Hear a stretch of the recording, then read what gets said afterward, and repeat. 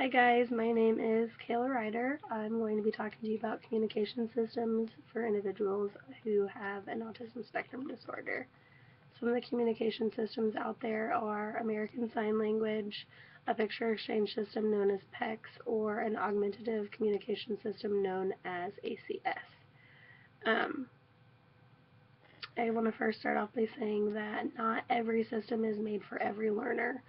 So what I'm trying to say is that these systems are not a one-size-fits-all approach.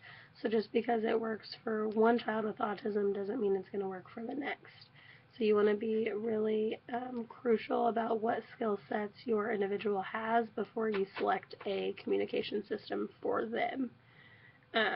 So kind of an example of that is if you have a client or an individual who is really great at imitation or has really good fine motor, gross motor skills, then ASL might be the best bet for them. At the same time, if you have an individual who um, can scan large fields for things and has really great picture identification, then a PEC system might work best for them. So just keep in mind, like I said, that not every system is going to work for every child. So you just need to figure out which one is going to be the best fit for that specific individual.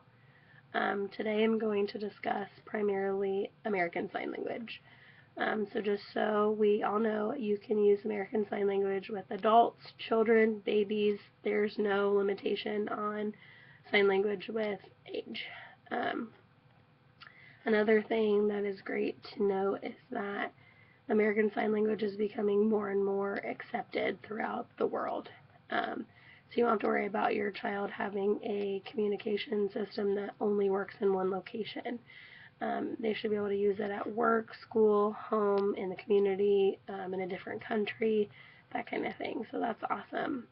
Another area to note is that ASL can be widely used by individuals who have different disabilities. It is not just strictly autism or an autism spectrum disorder. Um, while I was doing some research on ASL and all that stuff, I came across quite a few studies that recommend using the sign paired with a vocal.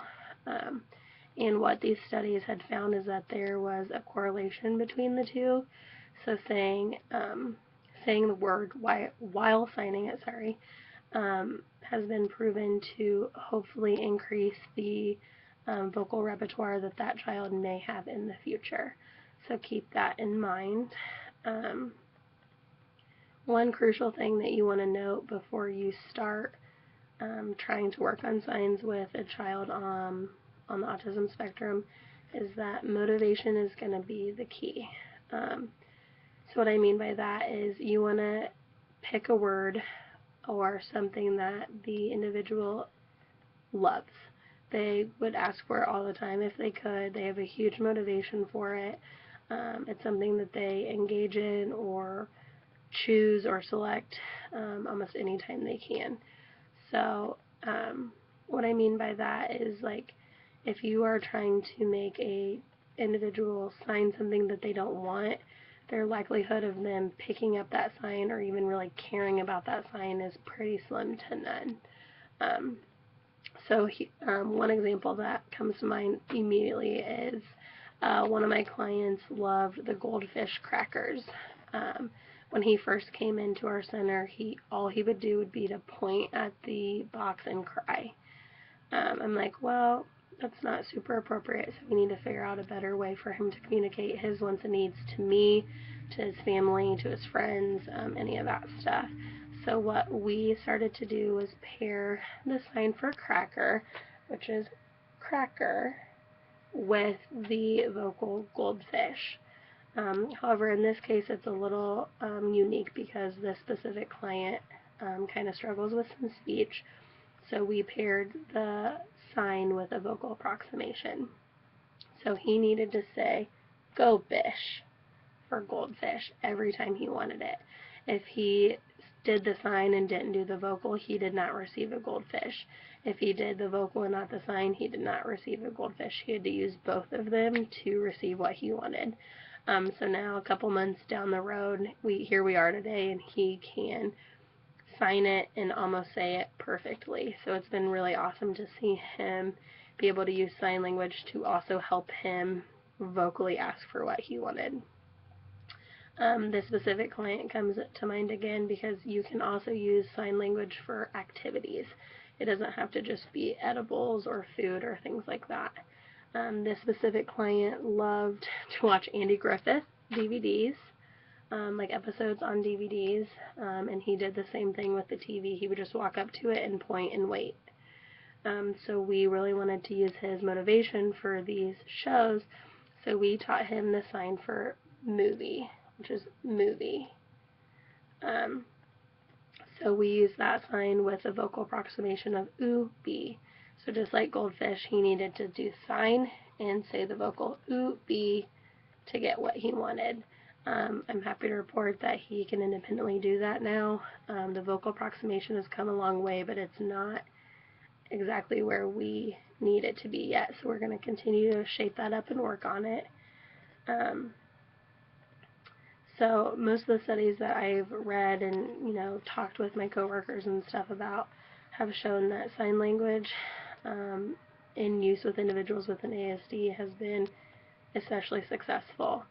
So we want to keep that in mind, that it may be a good fit for you or someone you know. You just have to make sure that it is really going to benefit them based on their skill set. Another great thing about ASL is that you can modify the signs.